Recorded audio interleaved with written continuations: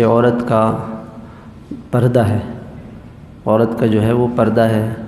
اس کے جسم کا بھی پردہ ہے کہ اس کا جسم بھی چھپا ہوا ہو،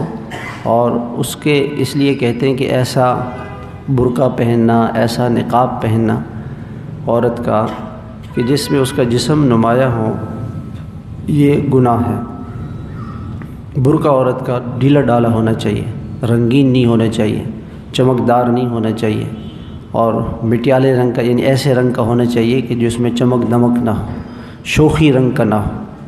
ایسا ہو کہ بالکل جیسے کوئی پرانا کپڑا ہوتا ہے ڈھیلا ڈھالا۔ اگر برقع ایسا ہو کہ جو جاذب ہو، کشش ہو اس میں، تو وہ گناہ ہے۔ ایسا لباس گھر میں عورت پہنے، اور جوائنٹ فیملی سسٹم ہوتا ہے ہمارے یہاں، اگر ایک بیوی میاں بیوی رہتے ہیں، بیوی اگر اپنے کمرے میں کوئی لباس پہنتی ہے شوہر کے لیے تو اس کی تو اجازت ہے کہ کمرے کی حد تک، لیکن اگر بیوی اپنے دیوروں کے ساتھ، جیٹھ کے ساتھ رہتی ہے، گھر میں اور لوگ بھی رہتے ہیں، تو اس صورت میں ایسا لباس پہننا کہ جو اتنا باریک ہو کہ جس میں جسم نظر آئے، جیسے گرمیوں کے زمانے میں پہنتی ہیں عورتیں، یا وہ لباس ایسا ہو کہ دوپٹے میں بال نظر آئے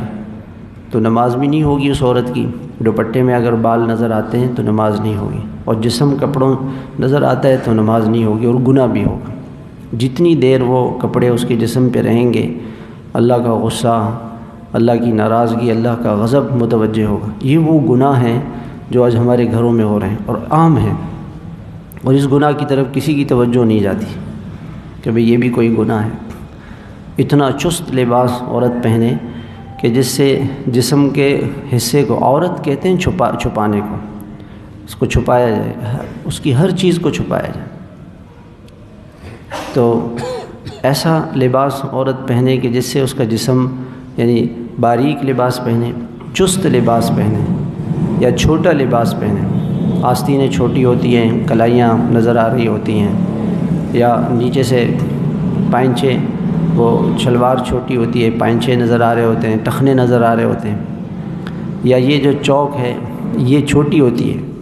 کلی جو ہے اس کو کیا کہتے ہیں، چاک،